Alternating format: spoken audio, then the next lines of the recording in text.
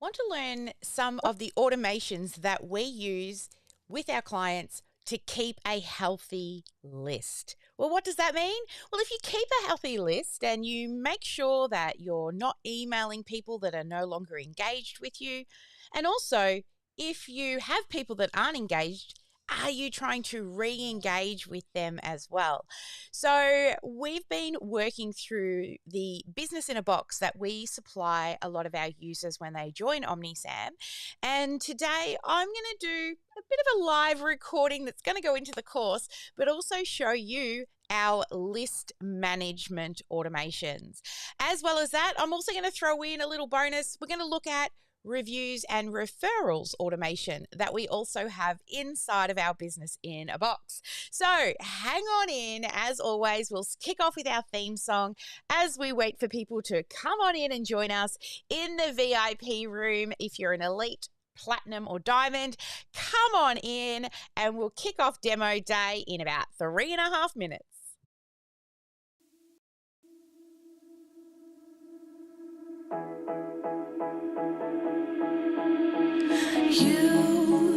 You've been hiding in the shadows way too long. You always thought that you were weak, but babe, you're wrong. Yeah, you better step into the light, just give it a try. Think that it's time you let that spark out. You've been hiding in the shadows way too long. And who cares if you might mess it up? You're stronger than the others think. And who cares if you might mess it up? Go ahead and shine, darling. Go ahead and shine, my dear. 'Cause who cares if you might mess it up? Just shine. You shouldn't doubt yourself, 'cause you're a work of art. You should know that you are perfect with those flaws. Yeah, you better step into the light, just give it a try. Know that it's time you let that spark out. You've been hiding in the shadows way too long. And who cares if you might mess it up? You're stronger than the others think. And who cares if you might mess it up? Go ahead and shine, darling. Go ahead and shine, my dear. 'Cause who cares if you might mess it up? Just shine, shine, darling. Go ahead and shine, my dear. 'Cause who cares if you might mess it up? Just shine.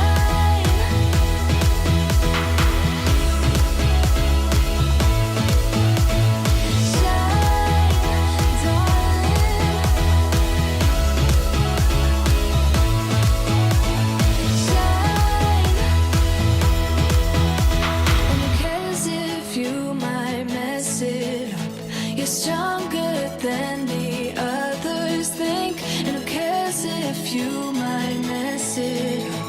Shine.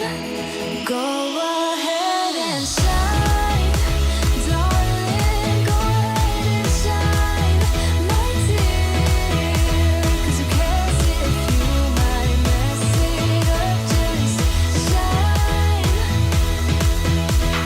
shine, darling. Go ahead and shine, my dear. 'Cause who cares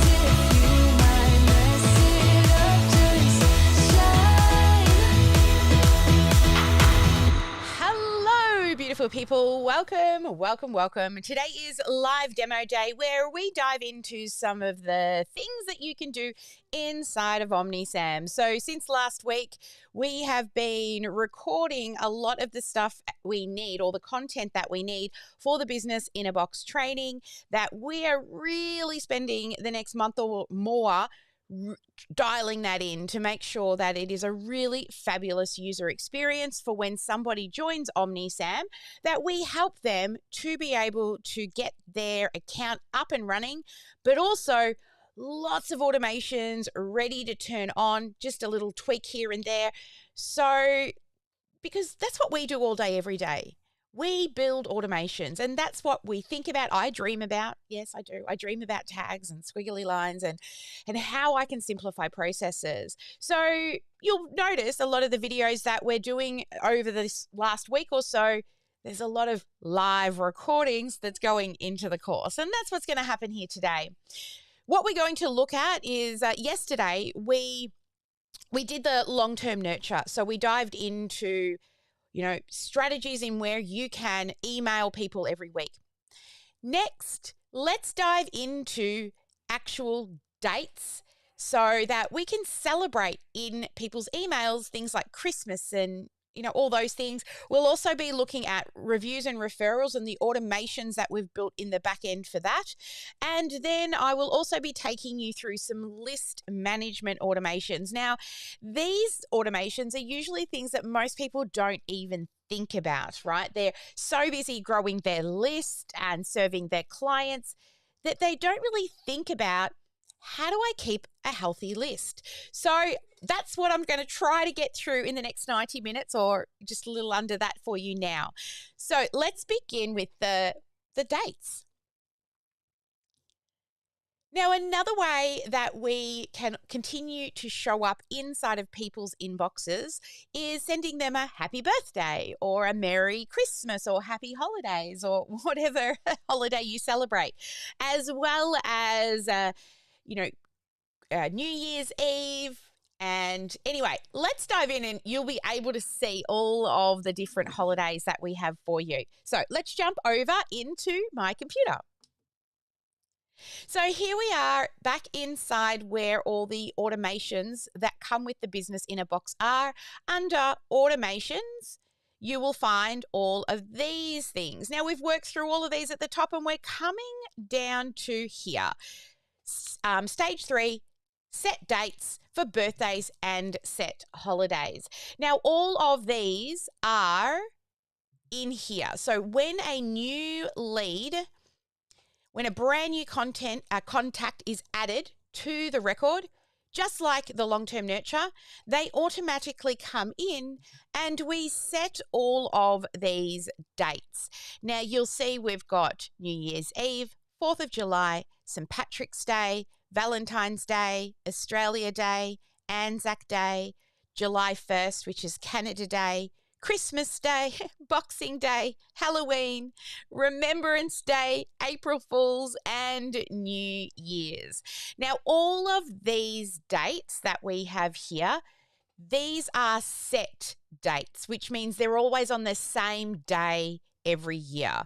If you want to do things like Easter that changes its date, then you would need to come in here every year we'd have to set up a separate automation that you would come into and change the dates every year.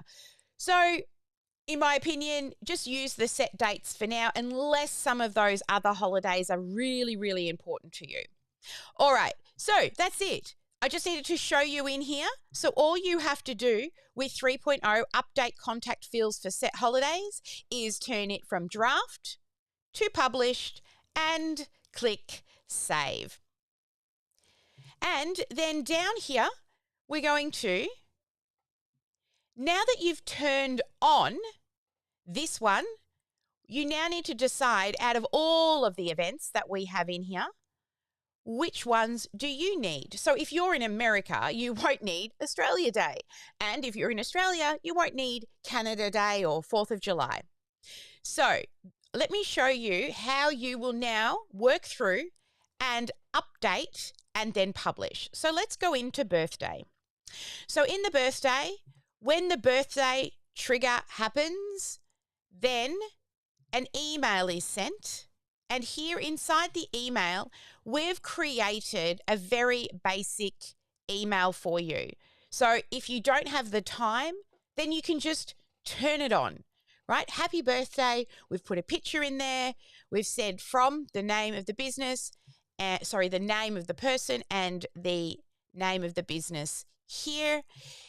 One thing you could do is you could just type in what you want at the bottom, right? You're not like me where I've got to send this out to many people.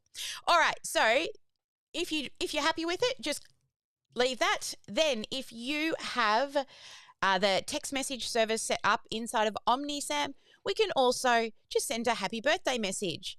Now, if you're somebody who wants to give them if you're someone who wants to give them a gift or a coupon code for their birthday, then you can also include that in your emails before publishing. But again, if you don't have the time and you just want it on for now and it's not that important, then just leave it as is, turn it from draft to published, and save. So that's your birthday one. Now, I'll just quickly whip through these so you can see what's in the emails, and then it's your job to go through and either change them or turn them on and publish. So here we go. Happy New Year. The image I've made a animated GIF for you. I've done some writing. It'll put in the right year for Happy New Year. And if you're happy with that, then you will just click draft to published and save. Next, as you work down, Australia Day, again in the email, I've created an animated GIF for you. If you're happy with it, then just click save and publish. Next, we go into Valentine's Day. So in Valentine's Day, again in here, I have got a little image here for you, some words. If you're happy, just draft to published and save. The next one we've done is St. Patrick's Day. And in St. Patrick's Day again, I've just put a little Paddy's Day picture here. Happy St. Patrick's Day. And some words there. If you're happy, then publish and save. Next, we have April Fools. In April Fools, I've created a little animated GIF here for you. Again, check the words. If you're happy, if not, make some changes. And when you're happy, turn it from draft to published and save. Also, Anzac Day. So this is in Australia or actually anyone in the Anzac area. So lest we forget, a little animated GIF here. If you're happy, draft to published and save. Next, we've got Canada Day. So if you celebrate Canada, I've made a little animated GIF here for you. Again, if you're happy, publish and save. Also, happy 4th of July. In here, you can see a little happy 4th of July animation, some words, and again, click save, publish and save. So I'm hoping that you're like speeding through this as much as me. Happy Halloween. Made a cool little GIF here. I was quite happy with that one. Then if you're happy, click save, publish and save. Then Remembrance Day. Here in Remembrance Day, again, a cute little picture, or not a nice picture, some poppies. If you're happy, publish and save. Then we have happy holidays. So we've used holidays because not everybody uses the word Christmas. Happy holidays. If you're happy, what do we do? Easy. Draft to published and save. Fine. Oh, second last, Boxing Day.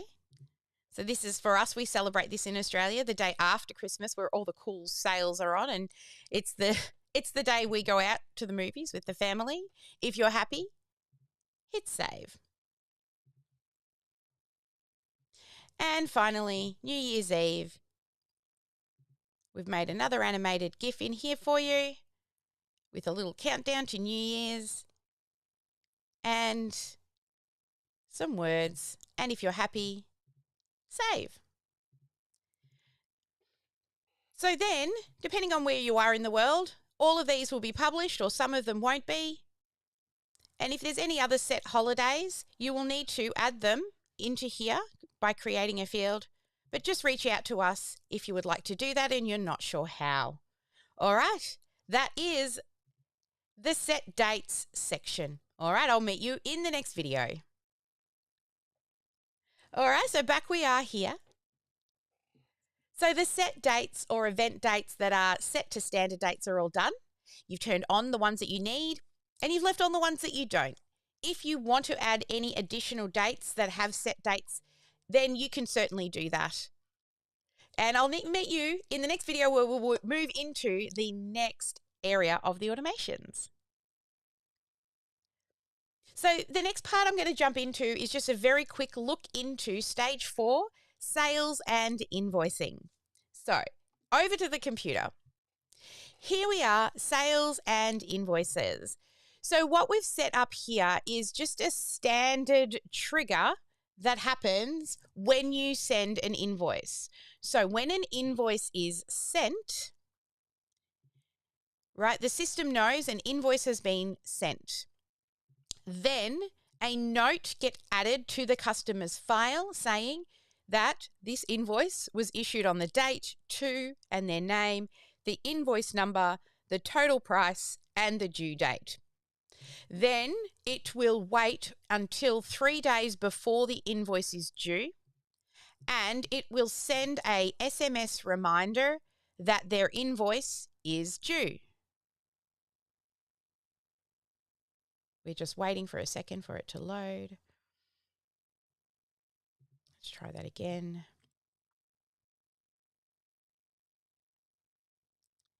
Something is happening. Let's try again. I had a big install go onto my machine, guys, so I'm sorry. And I have not rebooted it. And so it is not happy with me at all. All right, let's try this again. Now, in the SMS, 3 days before, you'll get a text message going out if you have a phone number connected, telling them that their business, the invoice from the name of your business is due. Check your email for information. And an email goes out as well, advising them that an invoice is due and an automatic link here so they can go to the invoice and pay. Then 3 days after due date, it does the same thing. It will send a text message saying that it's past due. It will also send an email about past due with a link to pay. And then 14 days past due, it will send again another text message, another email, and then an internal notification, which is the little bell telling you that someone's past due. It will also send you, the business owner, a text message and an email. So you'll be told in 3 different ways that you have an invoice that is overdue. So this, generally, you will just turn it on, but if you want to go through and check each of the emails to the clients and add your own words, please do so. Once happy, turn it from draft to published and save. Now let's talk about when an invoice is paid. So this automation is set up that when an invoice is paid, then it removes them from the invoice sent, which has all the reminders because we do not need the reminders. It will also thank them for their payment, and there's a little thank you generic email in here. If you want to add in a little bit of your sparkle, go ahead.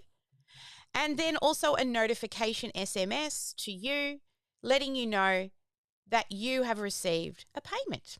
Nice. So really just check this one email here if you want to change it, and then draft to published and saved.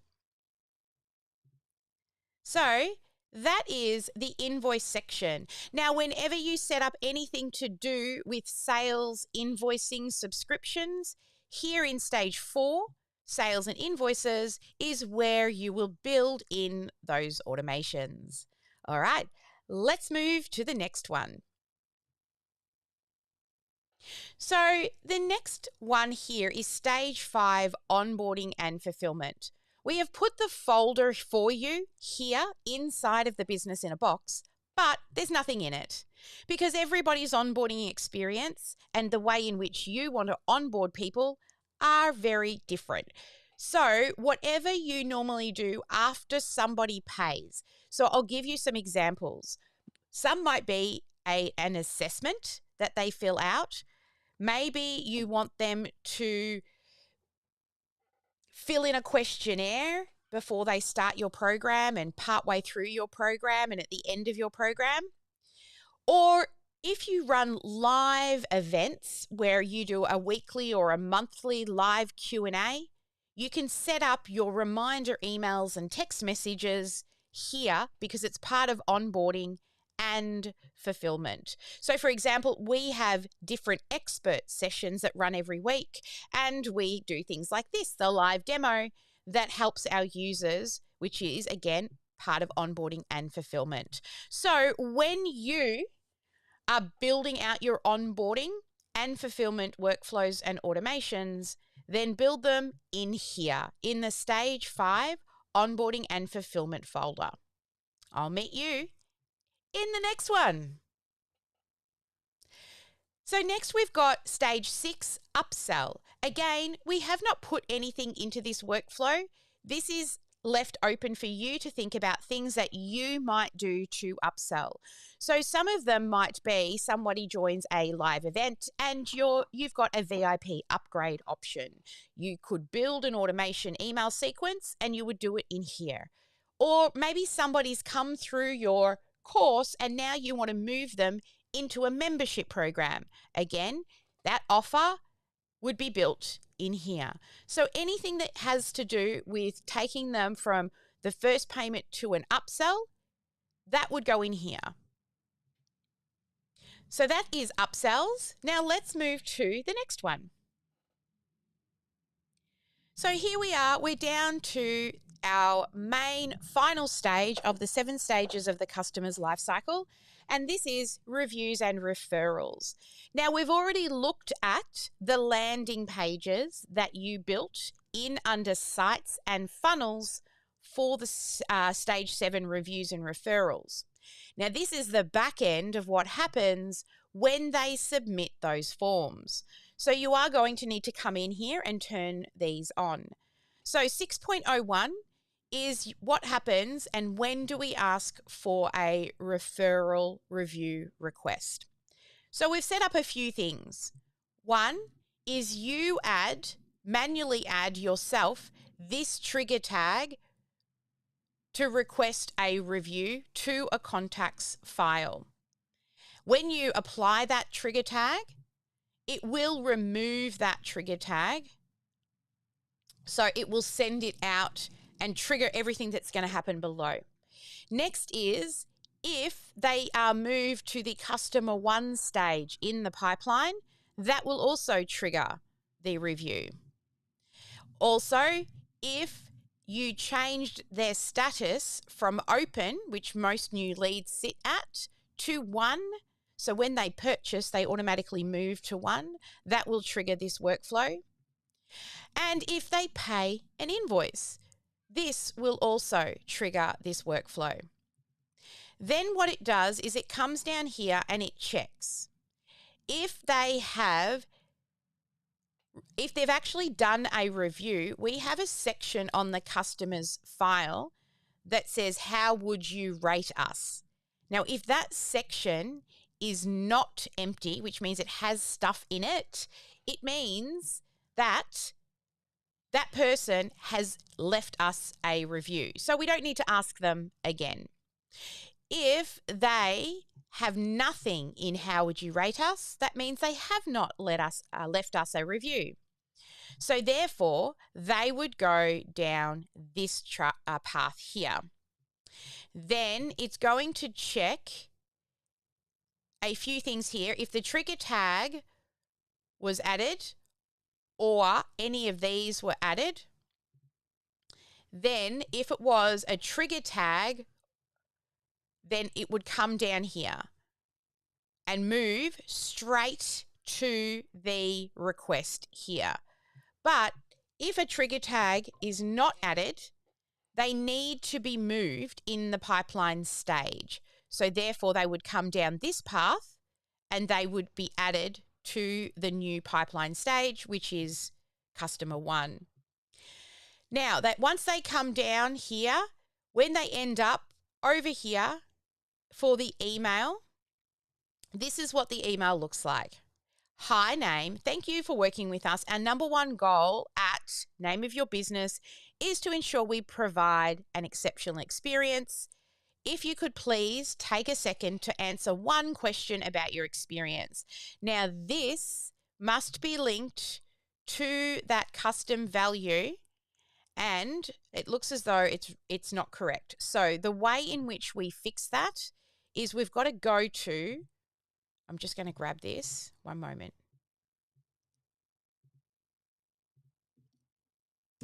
Sorry, bear with me. I'm just going to go and grab the right link, and I'm going to note that I need to fix that in the business in a box, that the link is the old one. So if my team are listening right now, they're going to be noting that as well. So what we actually need in that custom value is, if we come to custom values, we go to the folders, we go to all of these review and referral links that we set up way back at the start of this Business in a Box training. And this one here, review link initial, this is the one that we need to send them to. And if you remember, that is, and we need this on the end as well, email copy. So let's also make sure, yeah, that needs to be on there. So again, I need to fix this custom value training section for the reviews and the referrals. Now, what that little question mark with email name on it does is when they click the button, it's automatically going to let us know which email that person is clicking from. And then we pop in the actual custom value and save. And it will pre-fill the form with the person's email when this is used.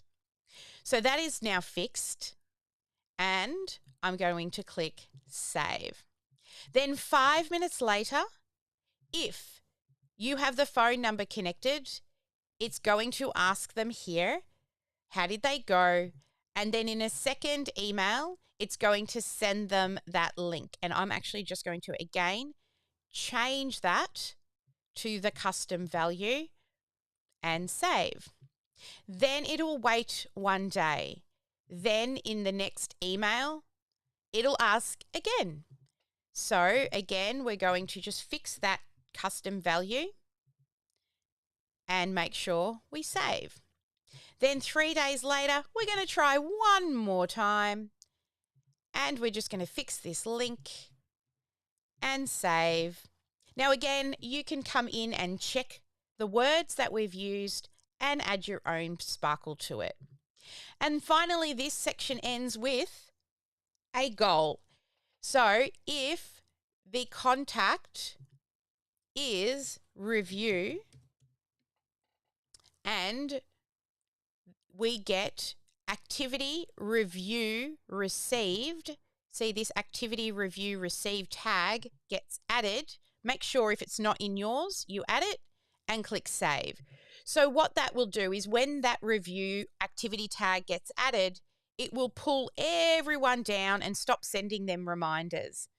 So once you've checked this workflow, turn it from draft to publish and save, and I'll meet you in the next one.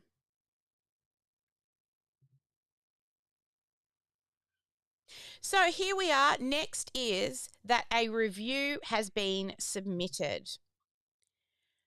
So we know that somebody's submitted that form for the review with the stars on it. That triggers, and it brings them down into here, and it adds that activity tag that I showed you before, which will then pull everybody down to the bottom of that review request workflow. Then it adds a note to the customer's record saying that they gave you a review, how many stars did they give you, and any feedback that they may have put in on that form. Then based off how many stars they gave us, they would get a tag, 1 for a positive review or 1 for a negative review. Then a notification is sent to you. 1 is telling you that it's good feedback. And then the other one is that they've said, we need to improve. Then 10 minutes later, it sends an email to those who gave us an excellent review. And we say to them, thank you for completing that. And we're glad that they're happy. Then it waits 3 minutes, and then it will send a text message saying that we saw that what we're doing is awesome. Then it'll wait 1 day, and then 1 day after the review, we're going to ask them to introduce us to people. So here is where we will say, I was thinking about the positive feedback you gave yesterday, and if you could enter a friend or a neighbor or a family into this form. And this form is the referral request. Now, this should work perfectly fine. Nothing for you to change in here. Just check the words. If you want to add your own bit of flair to this, your own voice and language, certainly jump in there.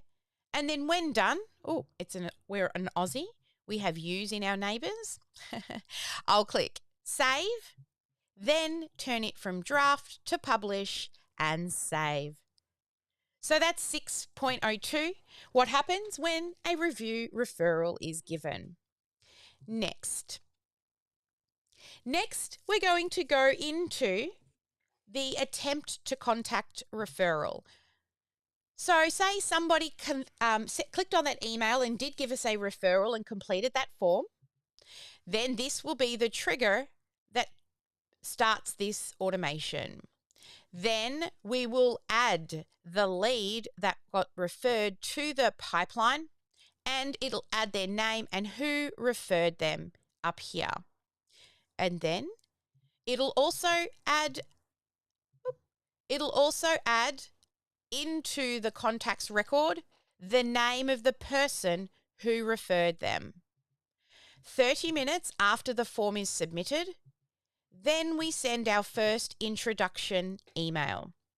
So the first introduction email will be, hi name, so-and-so referred you and gave me your name as someone who might be interested in our services at and your business name. Are you open to discussing? If so, click here to view my calendar. And the link here should be your intro call URL, custom domain. So I'm going to head to custom domains, custom values, and under custom values, I'm going to go to folders. I'm going to go into the appointments, custom values. I'm going to scroll down and look for the intro call because this is your master calendar. And then I'm going to pop that in here and save. Now next, make sure we save that action before closing. Then it's going to wait for 2 days. If they reply to this email within 2 days, it goes down one side. If they don't reply, then 2 days later, they'll go down a different side of this decision point. So here we can see in 2 days that if the contact reply is true, so they replied to that email, then if it's yes, they'll come down here. And if it's no, then they'll come down here to follow up. So when they come down here, we'll send them an additional email. We'll make sure that this calendar link, so this one is actually a trigger link. I'm going to just pop in the custom values link and then click save. And again, in 5 minutes after that, if we have their phone number and you have the phone system, it will also send a text message. So that's 2 attempts at contacting a referral. And if you want to add more, you can. Another thing you could add is a task for yourself to remember to follow up. So once you're done with this, make sure you turn it from draft to publish and save. Let's move to the next one. Now, finally, in the reviews and referrals automations, we have referral successfully converted. So this will happen when somebody is either moved to the 1 section, or their status is moved to 1, or their pipeline stage has been moved to 1. And if they have somebody in their referred by field on their file, then it will send them down here. It will add a note to the contact's record that says that someone just became a customer. And also, it will send an internal notification to you to say that this person who just became a customer was referred by this person. Make sure you thank them. And also a task here is created for you that tells you to make sure you thank them. All right, so there's nothing for you to do in this one other than turn it from draft to published and click save. So there we go. That is all of stage 7 reviews and referrals completed. Let's move to the next automation together.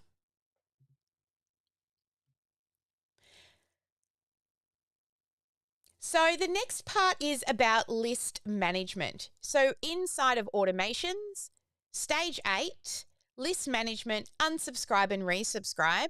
What happens here is we've set up automations so you don't have to worry about trying to keep a healthy list. So let's first dive into 8.01, list cleanup check for name, info, phone number. In here, what happens is every single time a contact is created, they will be pulled into this workflow. Then 10 days after they've been on our list, a decision is made. If we have a name and phone number and that is empty, then we send them a link to fill in this form. So we don't have the name field or the phone number field. Let me just double check in here for you. So if there is no first name, no phone number, and no, and we have the email. Let's start that again. After 10 days, then it goes into a decision point.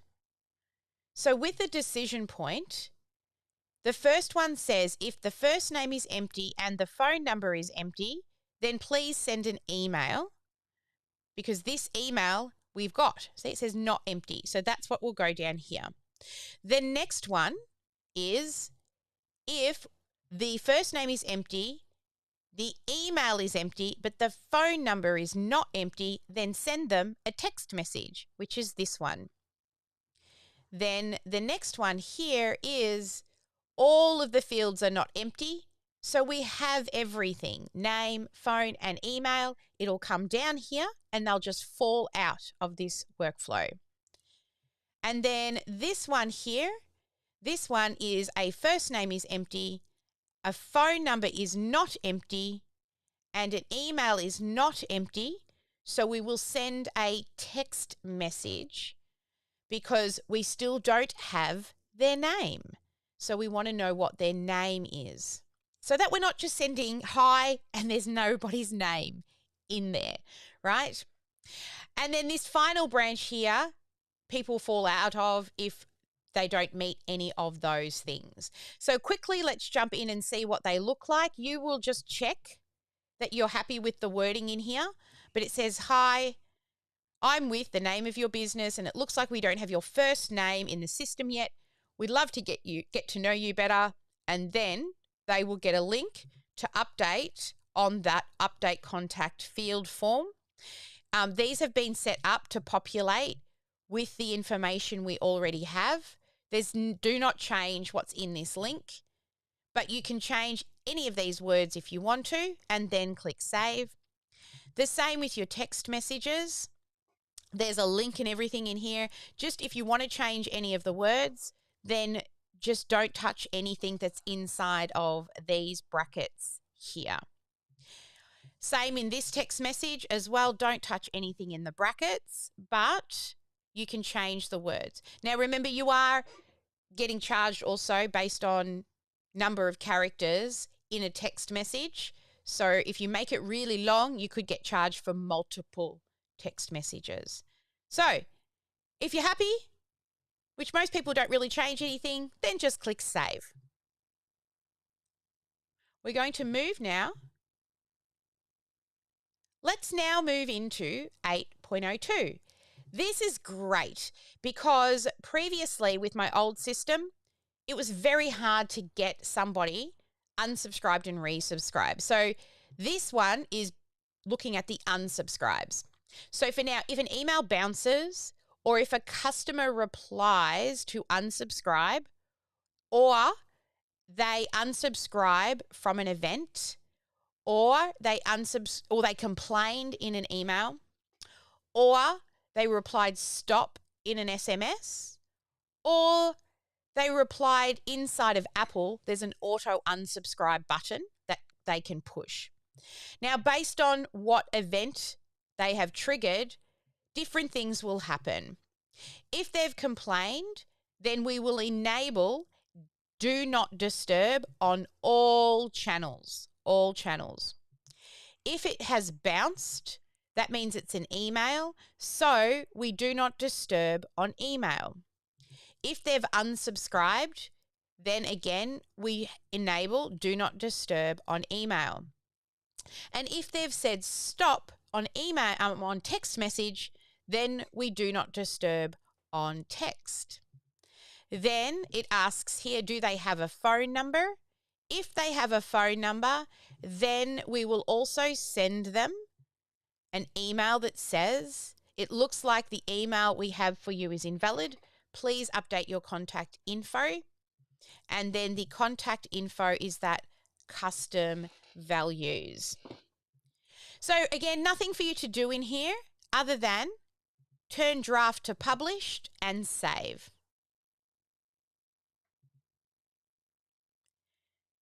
Now let's look at 8.03. This is when they have been unsubscribed, or DND, do not disturb, has been turned on.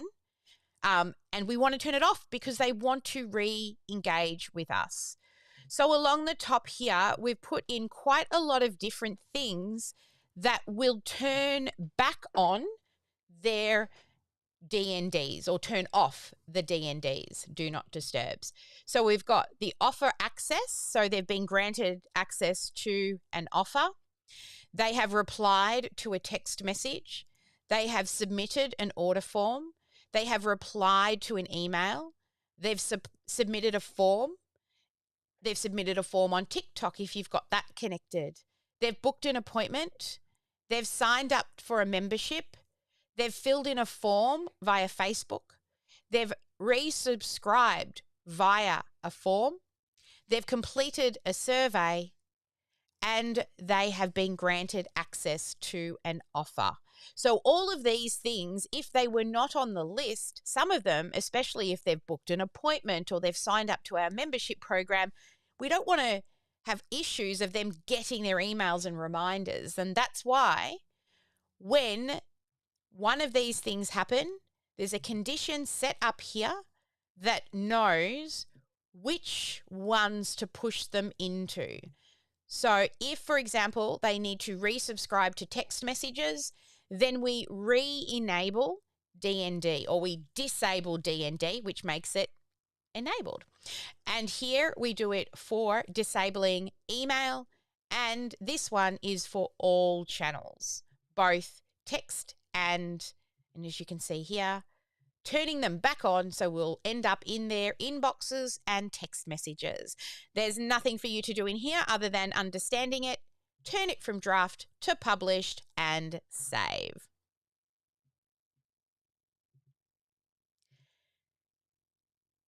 So there you go. That is all of the main things we do in the first part of list management in relation to subscriptions to our list, unsubscribe, resubscribe, and the amount of information we have on their contact record. Let's move into the next automation and look through other ways to keep your list healthy. So here we are under stage 8, miscellaneous workflows. Now this is lots of different things to ensure that we keep our list healthy. So let's work through them one at a time. So the beginning one is 8.01. The opportunity status has changed.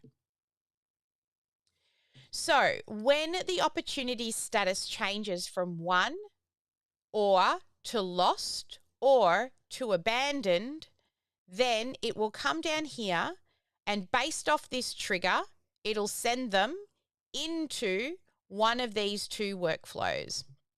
If they are 1, which means they've become a customer, then we automatically update the contact status here, and you will choose 1. Now, at this point, before you move any further, we need to come in and update this part of the contact status based off what it is that you have available for sale. So before we can update this, I need to take you into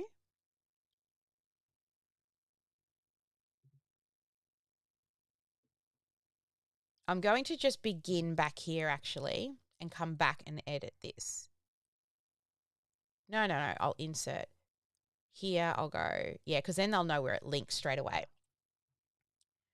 So when you get to this area, at the moment, I've got some placeholders in here, but this you need to go and update. So follow me while we go and update contact status based off the things that you do. So head with me, leave this window open, go and open another window in OmniSAM, and then you're going to head down to settings. And this time in settings, we're going to go not to custom values, we're going to go to custom fields. And then along the top in custom fields, you'll click on folder. Then when you're in the folder, the one you're going to come into is this one here, the contact. And under contact, you will see contact status, and there is a radio button here. What you'll do is come over to the right, click on the 3 dots and click edit. Now in here, you'll see I've got a few placeholders. So one, we want to know cold lead, warm lead, and hot lead. But here inside of OmniSAM, we have 3 different types of customers. One, we call them users. So those are the people who only use the software and don't require any additional help from us. We call them users. The next one are people who join our mentoring program. So they've got access to all the experts and strategy sessions and copywriting and so many awesome experts. We call those people members because they're members of our community. So they're elite and they have the software. And finally are the people who want done for you. This should be a D here. They want done for you, which means we're building for them. So we call them clients. So what you may have is different types of, now the broader sense of the word is customers, different types of paying customers. And if you have a way that, like verbiage that we use internally, like user, member, and client, to differentiate the types of customers, then you will change that. If not, and it's just a customer, what do you call that customer normally? Do you call them a client versus a customer, or do you just call them a customer? If you've only got one type of paying client, then you will only use this one here with the smiley face, and you'll say current, and you'll update that to customer or client, whatever you call them. Then you will delete these two lines. So most of you will do that, but some of you may have clients and members, right? So you might have different ways. The rest of these fields just stay the same. Once you're happy, then we click save. Now with that information updated, we head back to that workflow, and we will need to, before we can go any further, we will need to refresh. So just refresh that screen just so it can see the new updates that has happened in that contacts status field. So now that you've updated and you've refreshed the screen, you'll come back to here, and under contact status, you'll choose current customer. So when an opportunity is won, they move to a current customer, and click save. Now back to this status, you'll see we've got the won and lost and abandoned is together. Now I actually did this on purpose because I want you to have a go at updating and creating 2 more branches that we need, because we actually want to put them into, one into lost and one into abandoned. So the first one, let's say lost. Then we'll say workflow trigger is, and you will choose the lost one, just like that. Then if you want to, you can add another branch this way to do the same thing. Another way to add a branch is you can duplicate a branch. So if you click on the 3 dots, there's the option to duplicate, and then it holds all the things here. So this is usually the easiest way if you've got something fairly close. So we're going to change lost to abandoned, and it is abandoned. And this extra branch that I made for demonstration purposes, I'm going to click on the 3 dots and delete. Once I now have 3 branches, then I will click save. And you can see here, now we've got the 1 branch that we completed and the lost branch that was already there. So now we're going to click on lost, and where it says contact status, we're going to choose lost and abandoned. And that's it. And save. And in this one, I'm going to go back on this because I know what I was why I made 2. Just bear with me, because I wanted you guys to make one yourself. So just bear with me. I'm going to redo that. Lost, abandoned.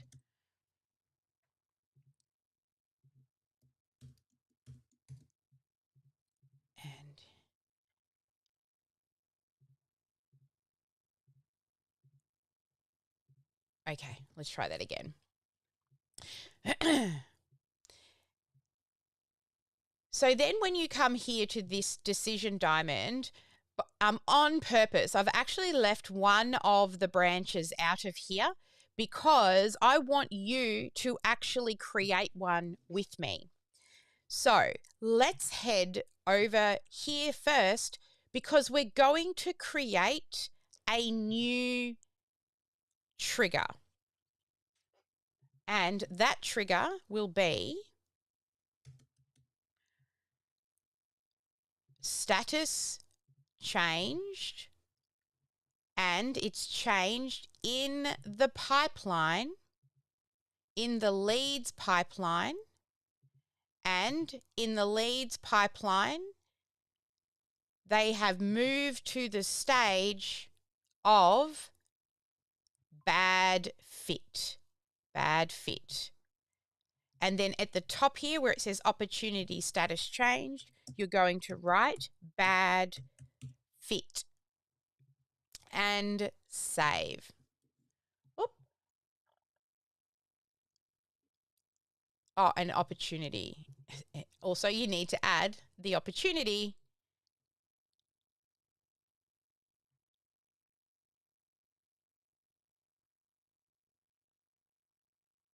All right.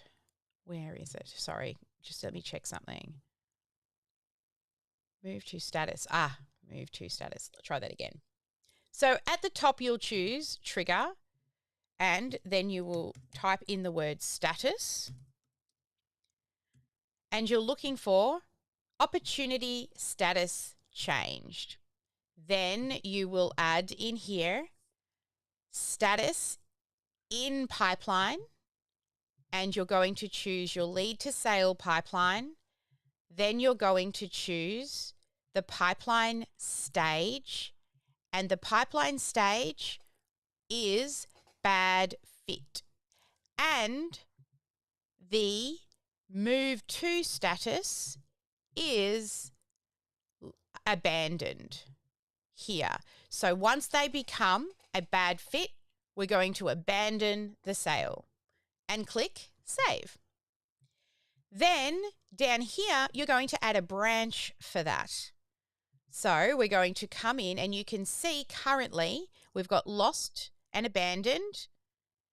But here's the thing. When you add a trigger along the top, when you come in here, you cannot see the new trigger. So if I go add a branch and I try to see that new workflow trigger, I can't see the new one. So you must, after you add this trigger tag, you must click save and then refresh.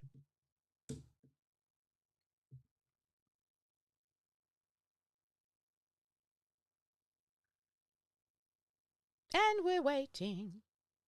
So once we refresh, now when we come in here and we add a new branch, we call this one bad fit. We trigger a workflow trigger is, and now you will see bad fit. And I'm very naughty because I did not put a name. Let's add this back in. Make sure you also add the name bad fit to the description and save the trigger and then save. Now, when you come in here, you're not going to be able to see the change, so you must refresh. This is going to be a fun edit.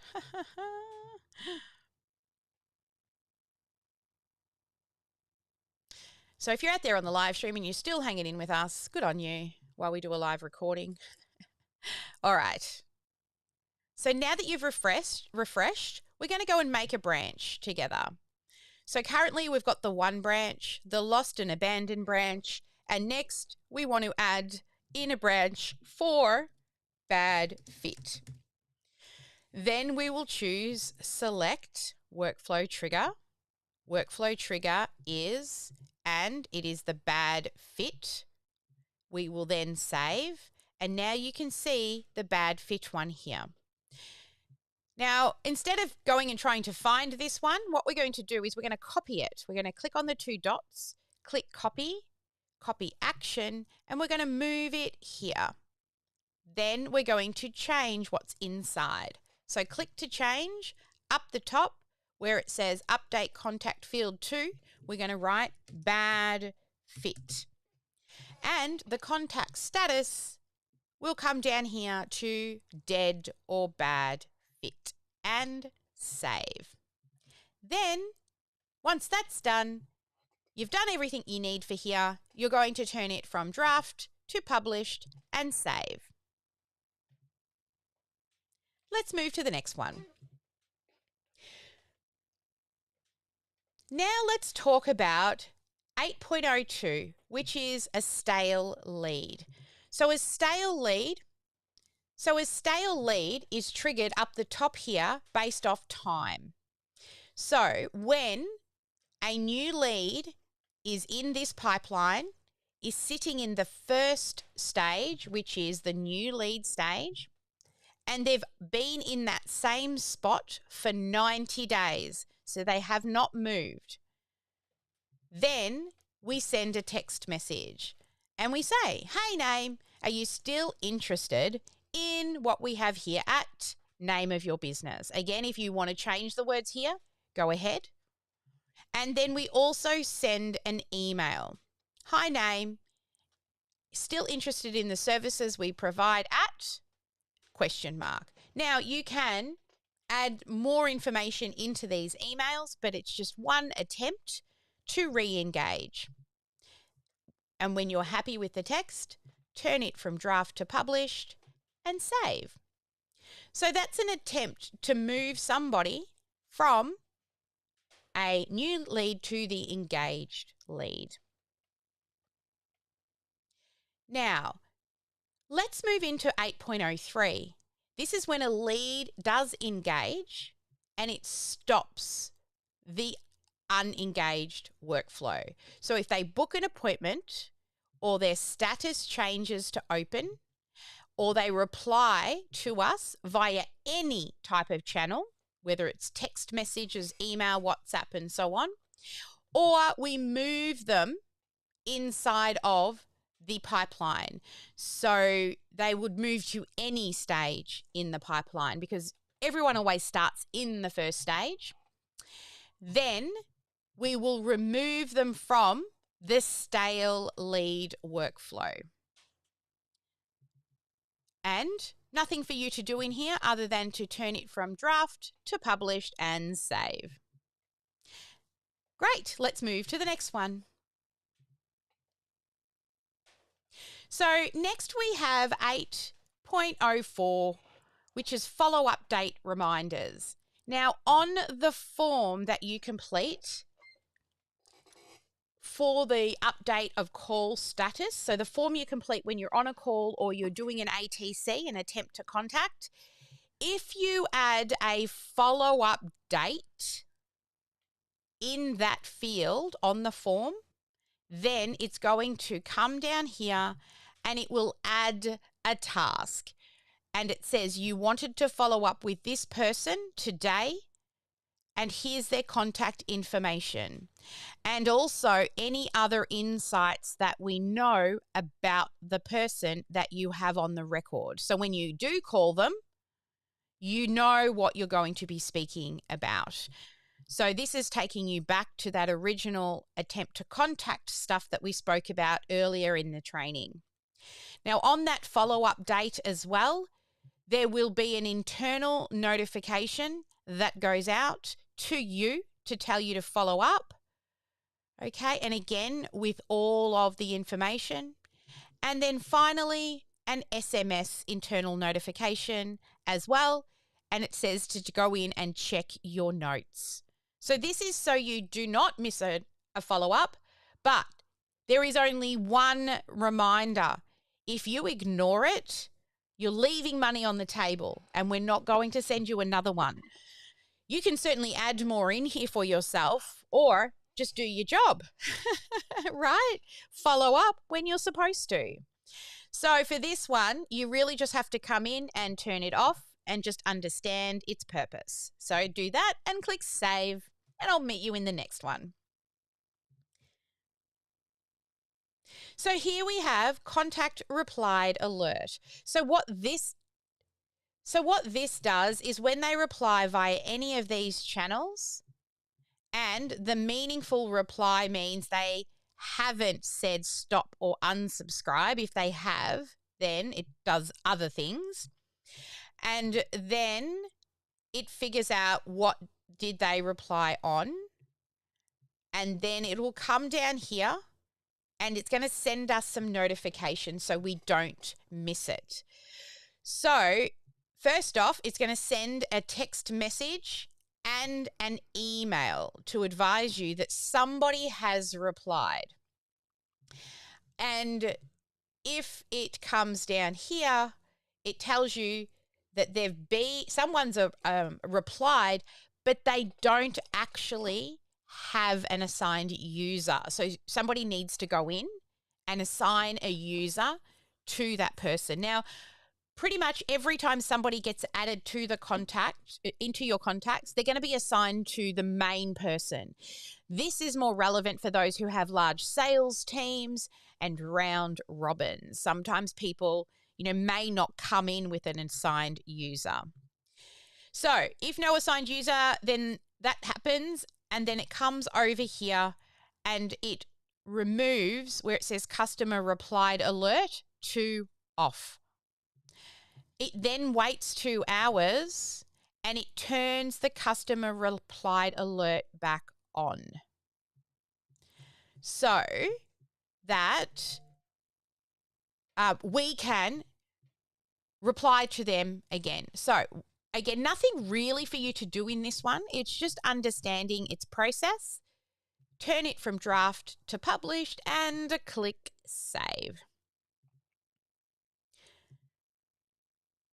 All right, so now let's head into 8.06, which is a reactivation campaign.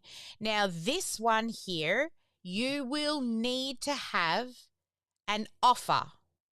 So when somebody comes into here, they will get what's called a 9-word email. It's a type of marketing strategy. You can Google it. It was created by a guy called Dean something. I can't remember his last name. And it's quick question name. And it'll say this is the name of you, who your name is, with the name of the company. For a limited time we're offering, and what is the name of the offer. So you would have put that into your custom values. So heading to custom values, over to folders, then we go into lead magnets. And under lead magnets, you're going to see the database reactivation offer. So that offer will be the name of your freebie, what it is that this one here, the name one. So what is the name of the freebie that you're giving away? And then the link to the opt-in page will go in here. Now, if you don't have one, but you've got a niched lead magnet that we gave you with the business in a box, for example, if you're a life coach, you would have gotten daily habits, then you can just use that in here. And then if you ever change your mind later and you want to find a better offer to re-engage, you only have to update it here in custom values. So then this email, then also as well as the name of the offer custom value, the link should be the custom value with the word link on the end. So they'll see the name and that will turn it into a link. And if they're interested, they'll click. Also, for the re-engagement campaign, we also send a text message followed by another text message to try and elicit a reply. Then it waits 1 day. Then in 1 day, it sends another text message with the offer and also an email.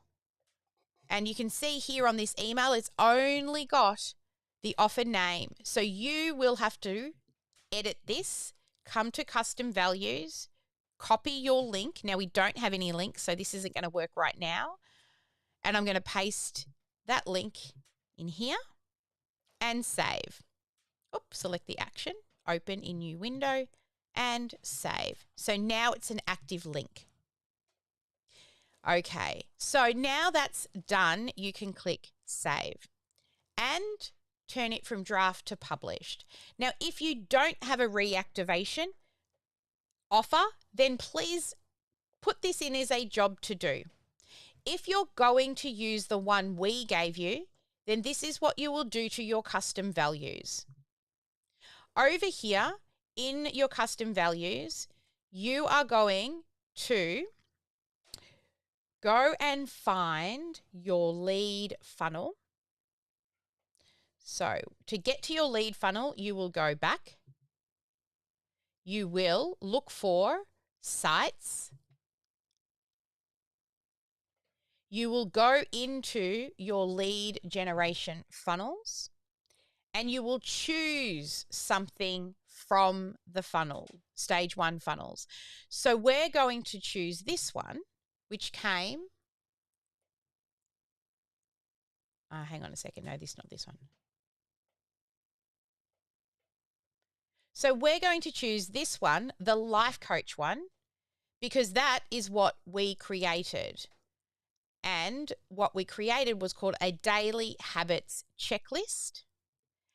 And you would have already turned this on. And as you know, I have no domain connected in this training account, but it will be yourdomain.com.whatever.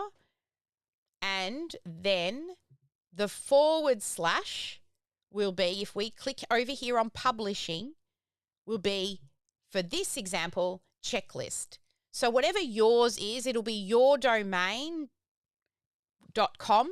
/ checklist, or whatever sits in here in this slug area. So you've got daily habits, click on publishing to see what it is. Once you know what it is, we can then go and add this link to custom values. So we know it's checklist. So here's how we add it to custom values. You will come over to back to settings. You will go down to custom values. You will go to folders.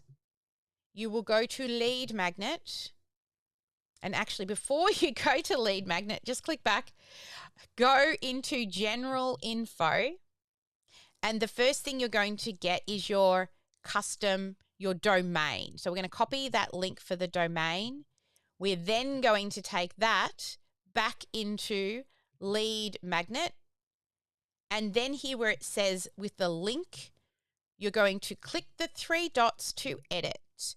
You will paste in that custom value, and then you will do the / whatever those words are to get them, not click. It was called checklist. You'll put that on the end, a / and that word.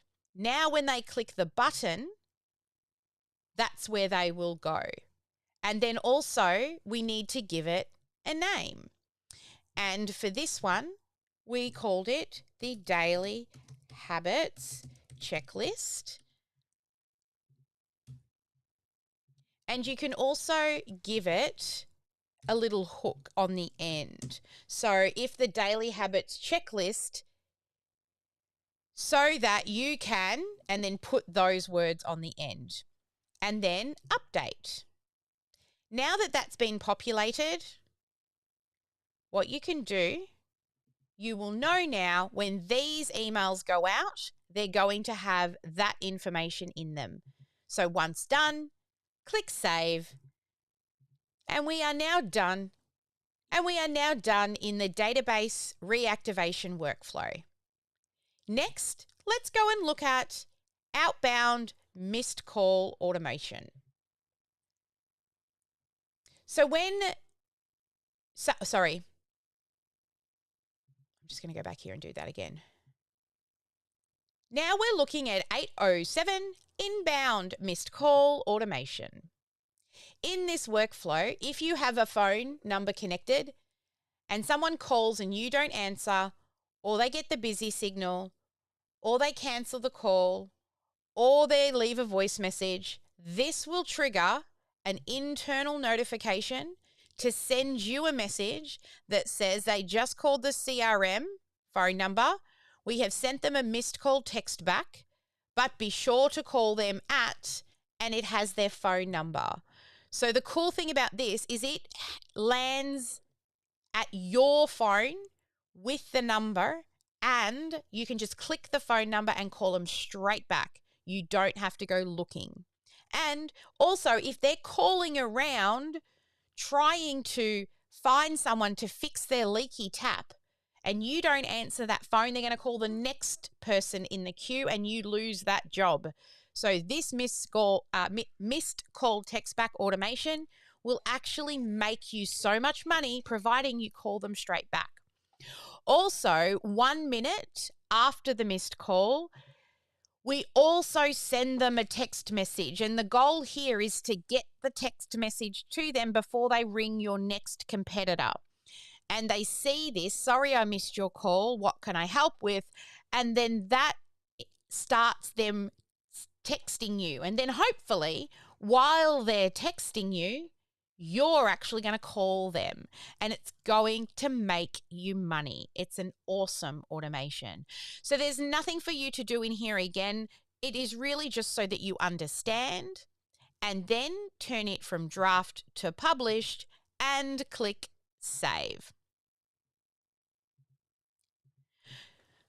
So there you have it. That is all of the stage 8 miscellaneous workflows done for stale leads, database reactivation, contact replies, and follow-ups.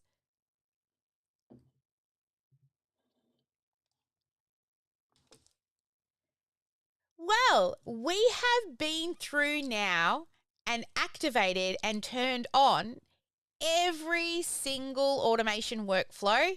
You may have a couple left to fill in, like your long-term email nurtures. You might need to tweak a little bit of text in the stage 1 lead generation series, but mostly everything's now turned on. And there's a lot of automations in there that you probably didn't even think about doing or even probably didn't even know about, but we have got you covered. Awesome. So you've made it through automation, and that's the beating heart of the business. That's the bit I love the most. So as you're continuing to work your business, what I want you to do moving forward is if you're finding yourself doing repetitive tasks over and over again, and you find that you're doing the same thing 3 times, I want you to stop and ask yourself, can this be automated? Because chances are it probably can. You just need to know the how. And that's where we come in. If you can't figure out the how, reach out to us. We're here to support you with the how. All right, you've got the little blue button at the bottom with the chat help. And I shouldn't say that because that button may move in the future and I'll have to redo this video. So there we go. You have now completed all of the automations from stage 1, lead generation, stage 2, indoctrination and orientation, stage 3, your nurture to converts, stage 4, sales, stage 5, which is onboarding and fulfillment, nothing in there, but you'll fix that. Stage 6, upsell, same there. You'll fix that one because we didn't give you anything, just the folder. Stage 7 for your reviews and referrals. And then stage 8, which is miscellaneous workflows, things to do with list management, stale lead re-engagements, database reactivations, and so forth. But well done. You have turned on all the automations.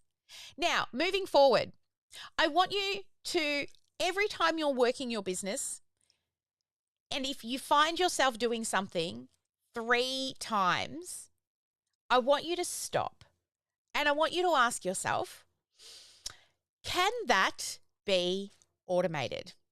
Chances are it probably can. So if you don't know how to do it, then reach out to us because we will know. That's what we do all day, every day, is help people with automation because it will save you time. I actually see the automation section of OmniSAM as your team in a box. They're the ones adding things to people's accounts. They're setting up reminders and emails and following up for you. So by having all of this turned on, it's going to save you so many hours every week. But still be mindful, there is so many other things that you can add to these automations. So constantly ask yourself, can that be automated? If you've done it 3 times or more. And then you just need to know the how. And we're here to help you with the how. So please make sure you reach out. And I just want to congratulate you for making it to the end because it wasn't easy. It was quite long, but you did it. Well done. Or if you've gotten here and you're like, I've still got to go back, I just did a binge watch and I don't really want to do it myself, then reach out. We can do it for you. We can have a chat about that as well. All right. Well done. You've done it. Now get out there. Use OmniSAM. Utilize the automation features. Simplify your business and workflows because it will save you so much time so you can spend more time with the people who you really, really want to help. And that's our goal, is to get you freed up to do more time doing what you love with the people you love. Thanks, guys. All right. So I then want to show you.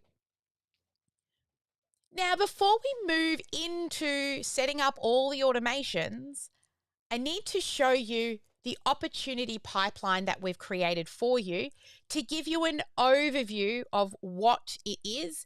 Because as we move through the automation setups, through all the different stages, you're going to see certain parts in which you will see people moving through this pipeline. So that you can understand that, let's go to my computer and I'm going to show you the opportunities pipeline that we've gifted you inside of the box, in the business in a box.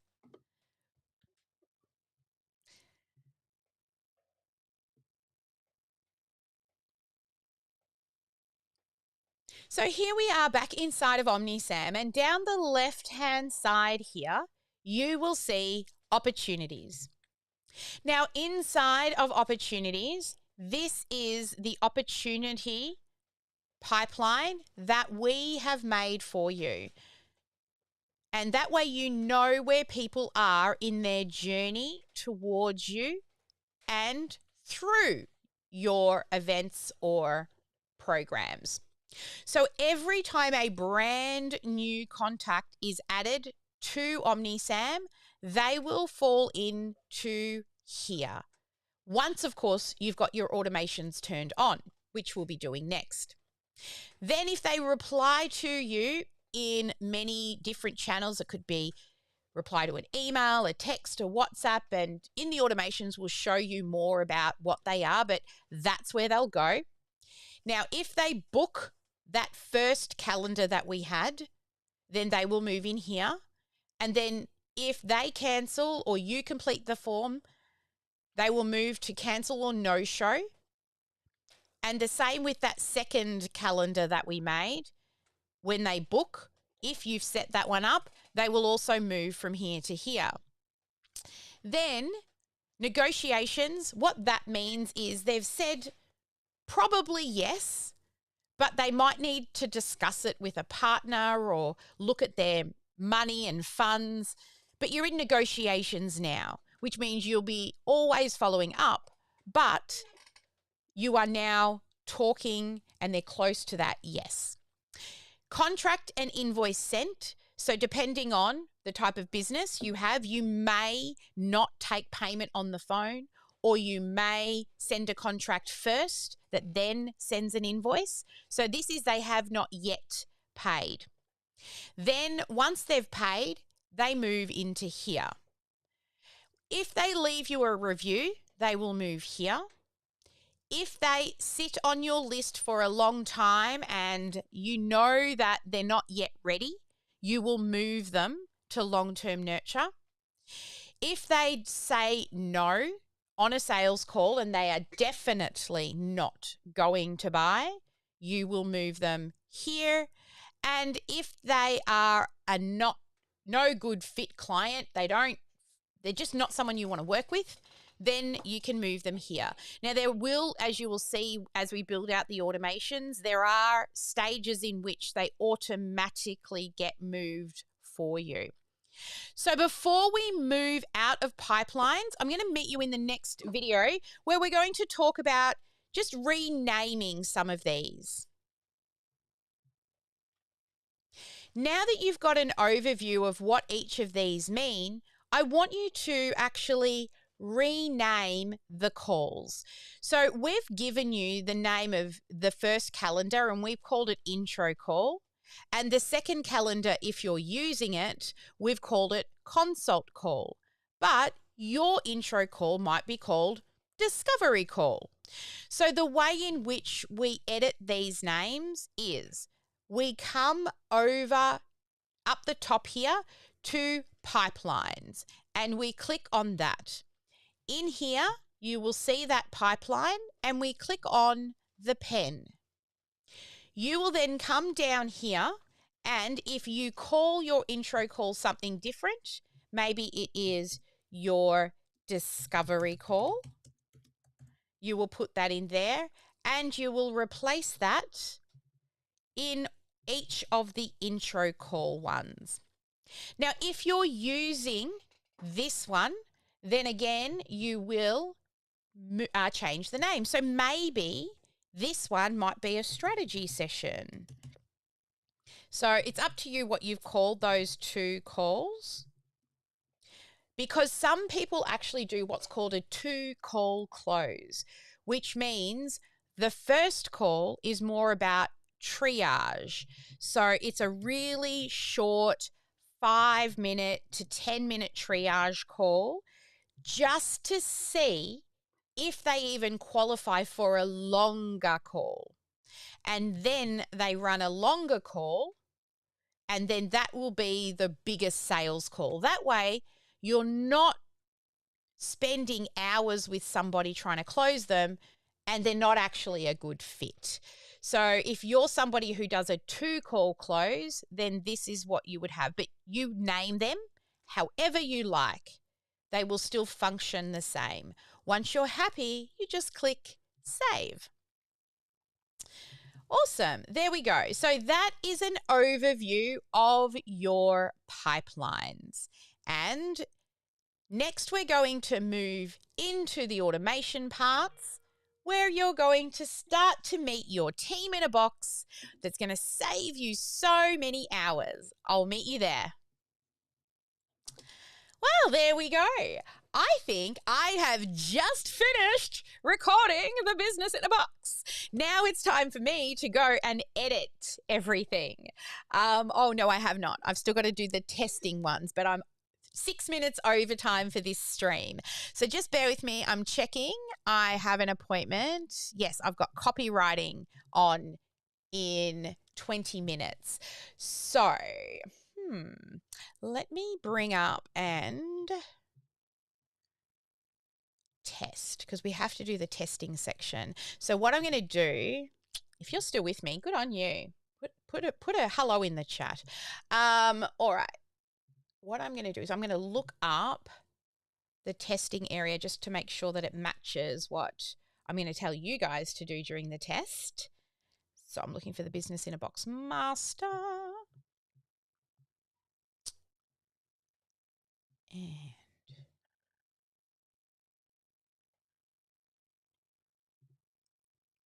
okie dokie.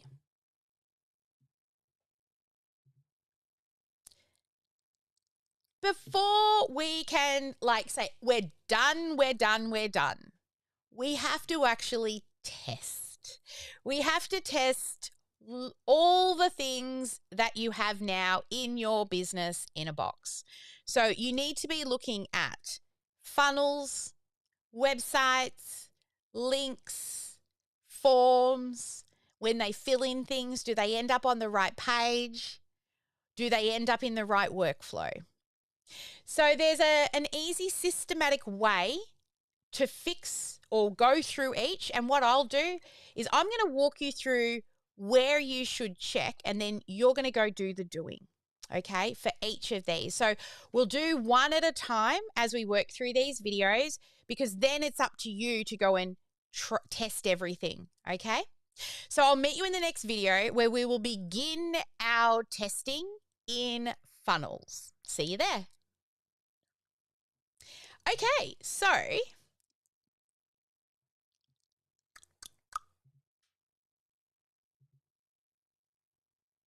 let's do that. So you're back now inside of OmniSAM, and you're going to head down to Sites. Now in Sites, we're going to begin in your lead generation funnel. So if you have got a niched one that we made for you, you will come into that. Then you will have your domain connected, so it'll show up here, but I can't because I don't have a domain connected in this test account. But you can click View Page to bring up, I'm going to use the preview. Now, the way in which we check this is I always check all buttons and links from top to bottom work. So first, does this first button work and bring up the pop-up? Yes, it does. Then close the pop-up. Move down. Does this button work? Yes, it does. And it brings up the pop-up. Moving down. Test all three. Pop-up, pop-up, pop-up. Good. Next. Of course, we haven't edited this, but at the bottom, pop-up. Yes, it does. And here, pop-up. Yes, it does. Now, before we fill in the pop-up, there is still links on this footer. So I need to click Terms and Conditions and make sure it takes you to yourdomain.com/. I'm just going to wait for it to load. It's probably not going to work because I don't have a domain connected. Yeah. Yeah, no domain. It's not going to work. So you will click Terms and Conditions and make sure you land on the Terms and Conditions page, and then just click the back button to come back to this page. Then click on Privacy Policy. Make sure you end up on the Privacy Policy page, and if so, great. Click the back button. This should have been updated. This should have your name in it here, but then powered by OmniSAM, that should, when you click it, it will take you to our opt-in landing page, and up in the URL, you should see your affiliate name. So it will have omnisam.com.au/, ref equals, and then your name up there. And if that works, excellent. So once all of those buttons are checked and links are checked, now we opt in. You will fill in your information and make sure when you hit this submit button, you end up on the right thank you page. So now that you're on the thank you page, we'll do the same thing from top to bottom. We're going to click the button, and we can see here that our pop-up has come up. And we're going to do it again. Pop-up, pop-up, pop-up. And also ensure that it's the right form. So the right form will allow them to choose yesterday, today, and tomorrow, and morning, afternoon, and evening. Of course, I've got some more editing to do in here for colors, but you get the point. It's functioning. And again, pop up. Now these, if these are a global field, they should all work, but I still recommend testing. So exactly the same as we did, check all links and buttons and then opt in. And make sure you end up on the right page.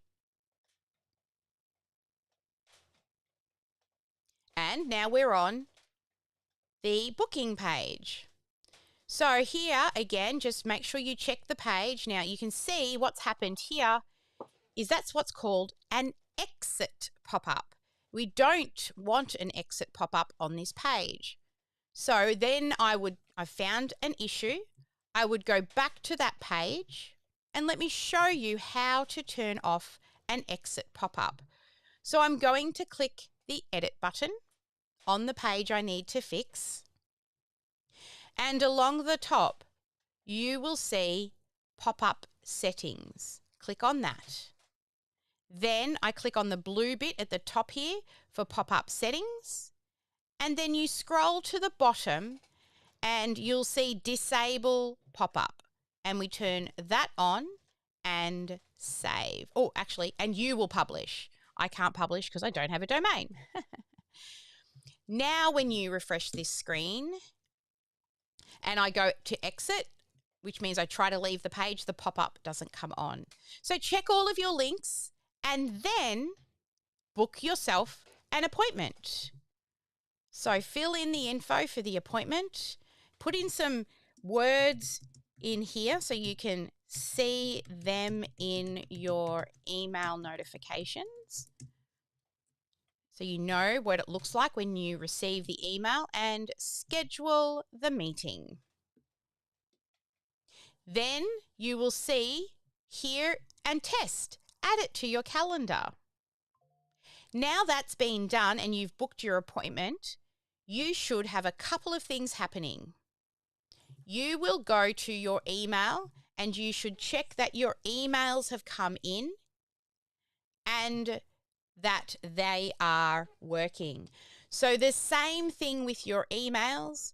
When that arrives, you need to check it and click each of the buttons.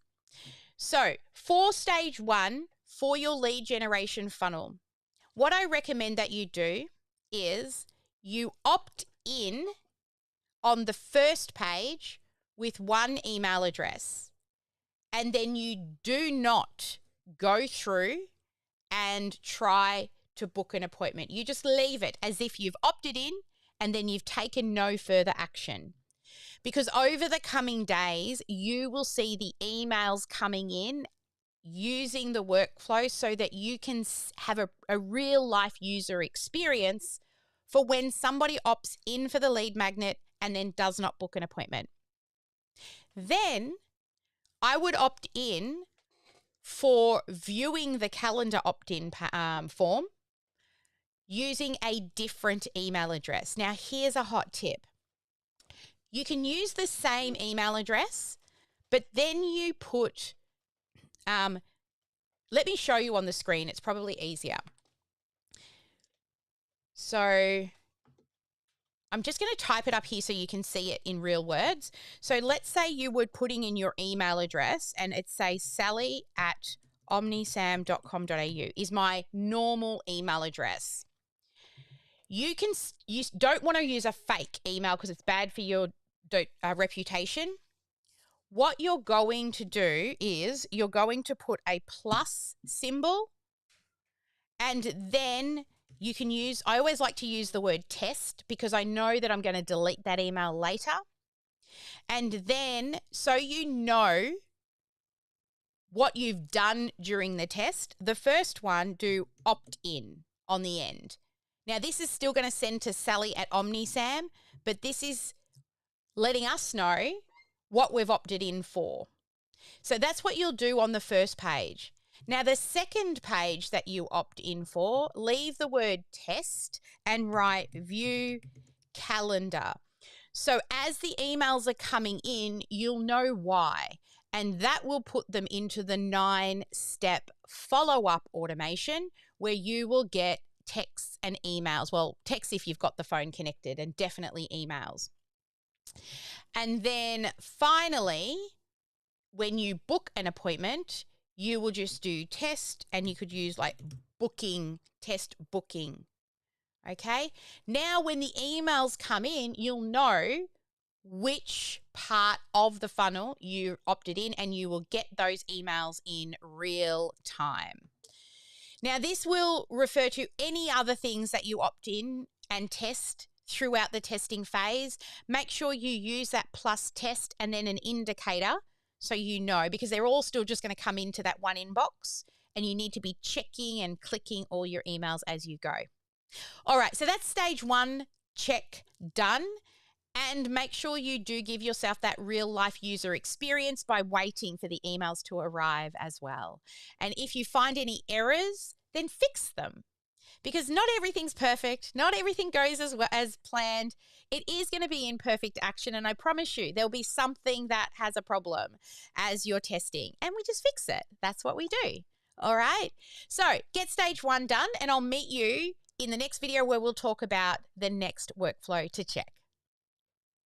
All right. So the next workflow we're going to look at. Let me just get out of here.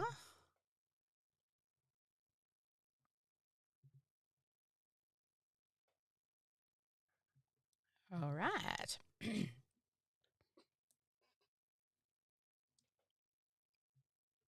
Next, we're going to continue checking, and this one we're moving into is stage 2, the appointment pages.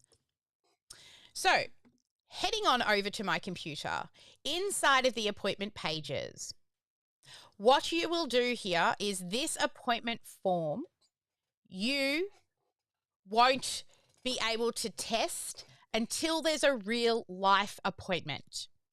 So you will book yourself an appointment, and 15 minutes before the appointment, you will get an email with this form in it, okay? And then you'll be able to test the form.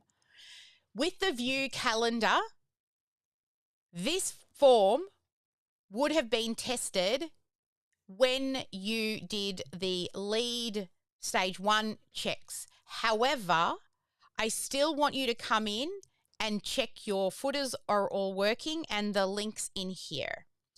And also complete the form and ensure that you then land on the calendar booking page. And there we go. And it is, because I've left it as introduction call, so that I know it is the first calendar. So I've ended on the right page. And again, we've got terms and conditions. Check all of those. Next is you've got your intro call page, which was just what we landed on before. So if I launch that one, you'll see that's where we landed. Again, I'm going to book an appointment just to check everything. And I will use the plus test. And then I'm going to say calendar, or I might just go intro call. So that's what I've tested. And I would recommend also all of your test emails, write down so you remember, why did I use test intro call?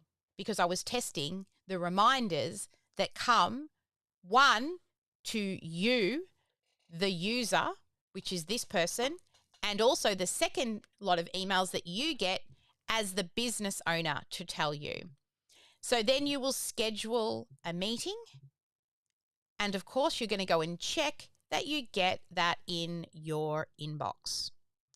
Then finally, on the consultation page, if you have that second calendar, you're going to do the same thing, right? But you can see we have not attached the second calendar in this test account because we didn't need to for the training. It was the same as attaching the first calendar.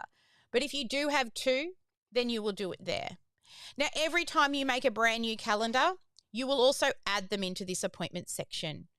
So do make sure all those links work. Check those emails as they come in.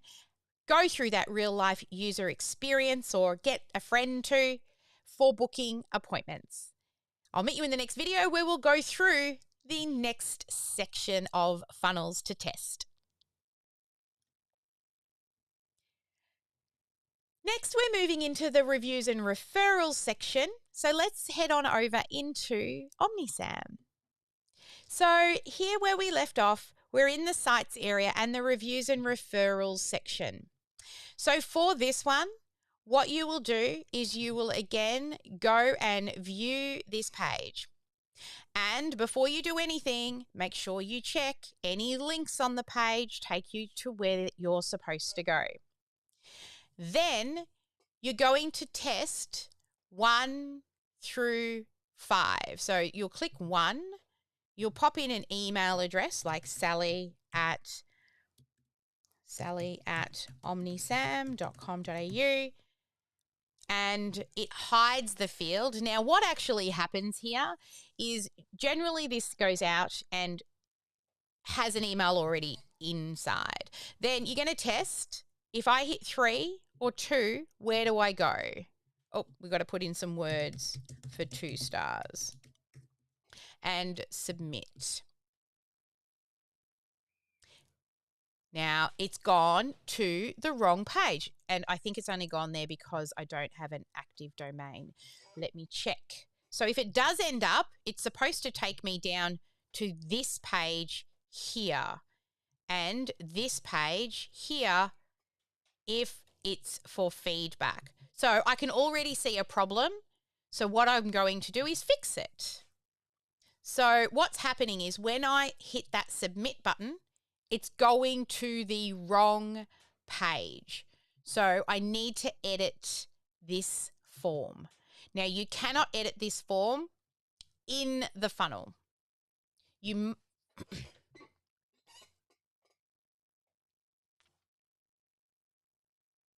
So in the form, when you click on this area here, you will see add logic.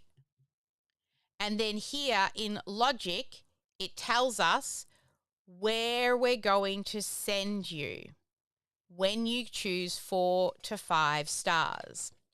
So it should be custom value review positive. So to check that that is the correct section here, / review positive, I'm just going to go and have a look at the slug on the positive page. Go to publishing, and it is review positive. So I can tell you, you guys, it probably worked for you. It didn't work for me because I do not have a domain connected. And this one is review negative with here, same custom domain, review negative. So even though there was a problem, it's only just because for me, there is no domain connected in this training account that I'm teaching you in. But can you see how we run into little things and we've just got to check? So then finally, you will check, or not finally, then you will check the second page, make sure all these links work. And when you click on these, each of these, you get redirected to the correct place. Now, we have not connected these because we don't actually have any Trustpilot, Facebook, or Googles that we need to send you to, but that should take you to your custom value, which is, let me just show you. Hang on, let's get out of here. Where's the custom values? So when you click those buttons, they should be taking you to the reviews and referrals custom values that you put in here.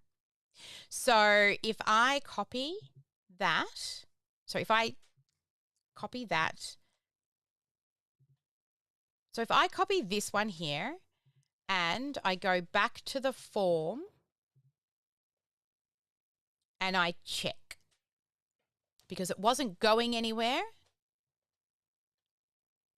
So I'm going to check this button first, and it does say what to do for this button. And I'm going to say redirect to a URL, and I'm going to paste in my Google link custom value.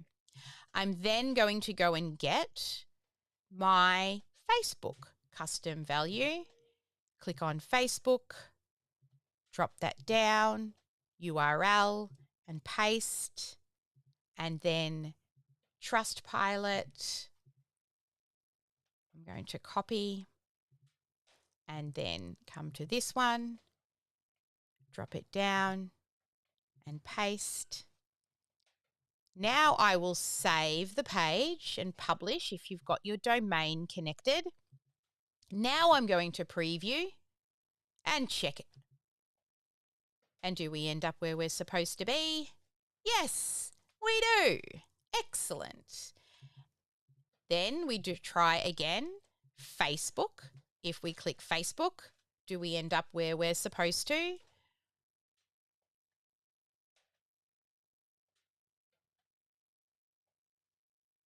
Yes, we do. Then finally, we're going to test, go back and test Trustpilot. And it says, because I've just filled in so many forms in a row, are you a robot? No, I'm not. And it takes us straight to our section. So there we go. That's that reviews and referrals page. Then you will try the bad review. So they're giving you another review. We're going to view this. Now, you would have ended on these pages by choosing the 3, 1, 2, or 3 star, but you're going to fill all of this in. You're going to put in some words and then hit submit. And then again, you are going to get an email telling you someone's left you some feedback. So go and check your emails. And then finally, the last page is the referral page. So in the referral page, what you're going to do, so our colors I need to fix. You will fill this in. So let's go and preview this.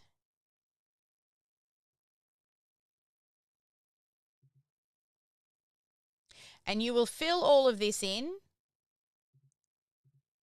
of who you want to refer. And then you put your name at the bottom. Now here, choose a different email address because that is who we're going to contact. And that's the person you're referring. So if you've got a different email address and if you know their phone number, so I'm just going to put in a pretend one here. And I'm going to call this person Samantha. And I'm going to say test referral like that. So I know what it's coming. I'm going to put a plus test referral again so I know and submit. Excellent. So now that's done. Then you will have that user experience of checking all the emails when they come into your inbox. Great. So make sure you've tested all the forms, all the links, and then again, use multiple different plus things in your emails so that you can have that real life user experience and check all the emails as they come in. All right, let's go to the next testing section.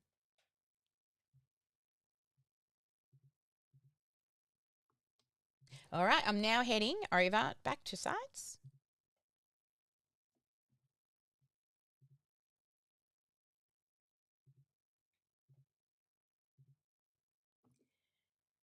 Now we are in the final bit here to test for miscellaneous. Now this one, this gets sent when they're missing information, remember? So you can do a couple of things. One, it doesn't send until 10 days after. So you could, in one of those opt-ins previously, you could have, well, they all require a first name. You could create an account that doesn't have a first name and is missing a phone number, and another one that is missing an email address. Now, if you have a phone connected, that's fine. If you don't, nothing you can do about it. And then when that email arrives in your inbox, it'll bring you to this form. But for now, you can still test everything in the form that you fill it in, and it updates the contacts record. Also, if there's any links, make sure you test the links around the page, right? If you've got these larger footers, make sure you test all of that. And just checking everything over. When you click, you end up in the right place. There we go. So that is update your contact information. Next, we're going to look at the website.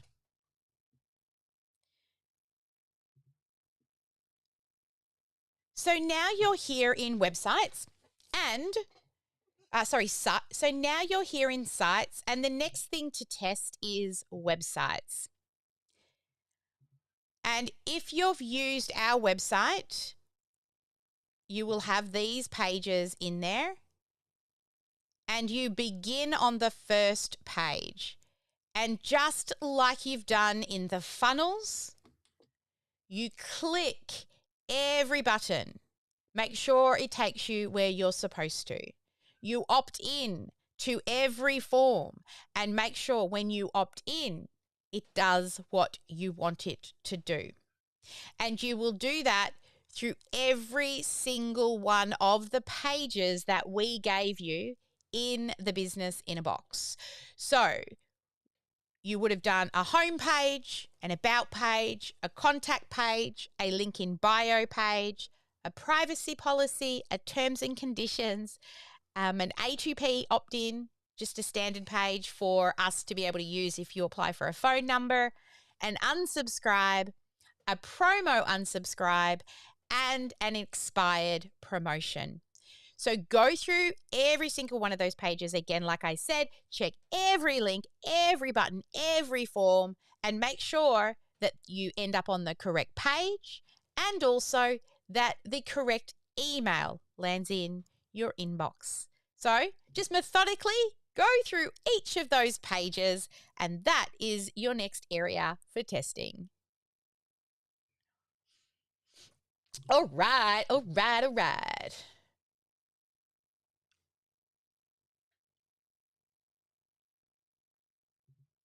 Now, something else that you can test if you want to go through your emails that are going to be sending to ensure that the right words and the right links and everything are working, you can do that directly inside of your workflows. So let me show you how. Heading on over into OmniSAM. Now, the first one is your email campaign templates that you send out for your long-term nurture. I'll take you into one of these and show you how to send a test email to yourself. Now, of course, I haven't written anything in here, but you will click on the three dots and you can click test email. Then down here, you will see send a test to. And in here is where you can put your email address. Then you can hit the send test button. That way, you are able to then receive the email, check the links, and make sure all the things look good. If you've got any custom values, for example, down the bottom here, there's some custom values. Make sure that they have the right words in them as well. So I recommend as you are setting up each of the long-term emails that you test each of those, because once it's done and you'll never need to go back. Now, the second place that you can test is here under automations. Now, not every automation has an email, but quite a few do. So to test each of those, you will come into each workflow, and what you're looking for is a green email. When you see the green emails, you'll click on it, and then right down the bottom, you will see test email, and type in, and I'm going to just type in sally@omnisam.com.au, and then click send test. Then I can head over to my Gmail account. So I'm going to do that.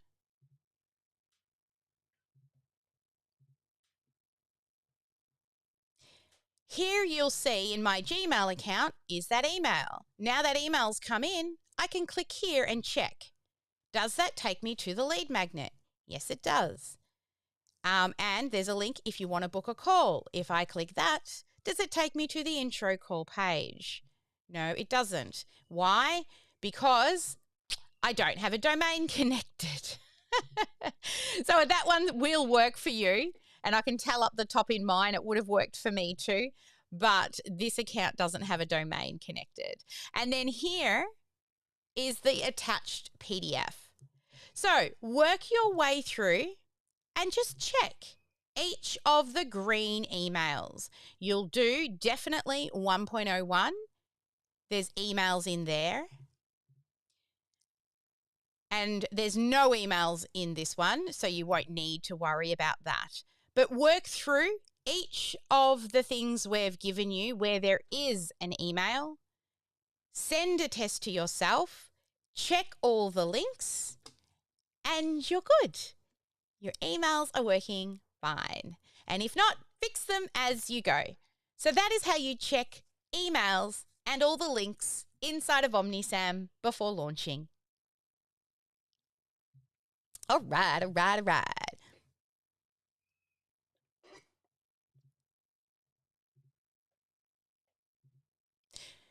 Now, finally, I recommend that you ensure you book yourself appointments. Book yourself an appointment, which you've already done, and you would have done that when you were testing the opt-in funnel. Then watch all the reminder emails coming in, okay? Because remember, 1 hour after the appointment as well, you'll also get an email that says, click here to leave a review. Test that as well. But go through the full user experience with the calendar. So to wrap things up, the things that you will be testing, all of your funnel pages, all of their links, all of their forms.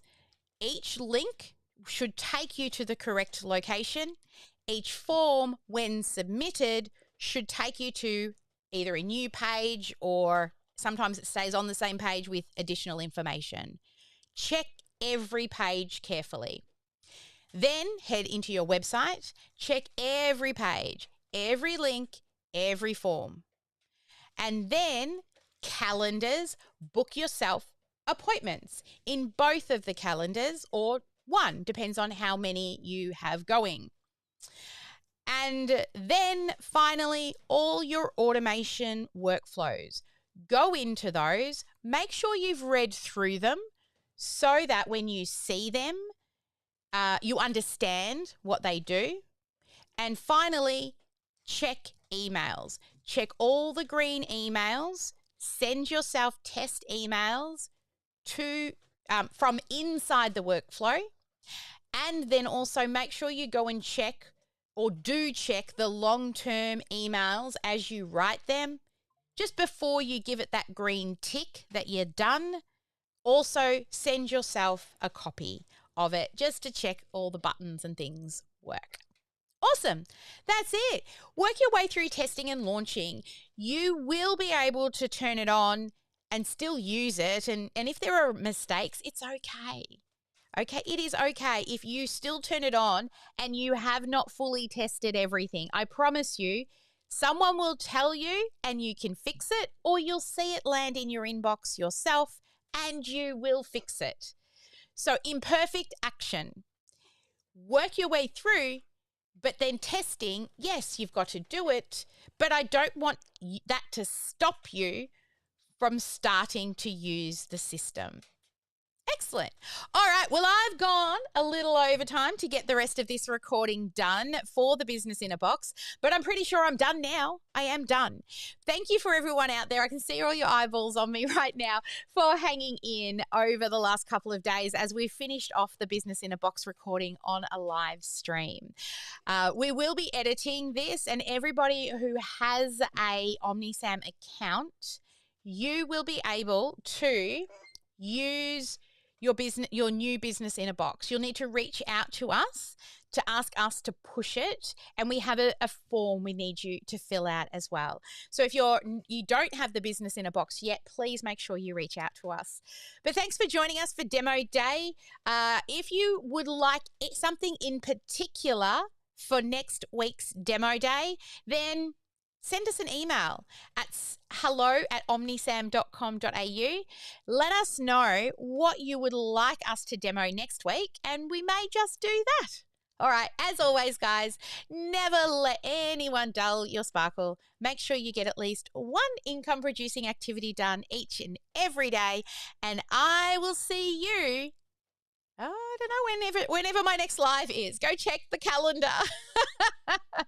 Bye for now.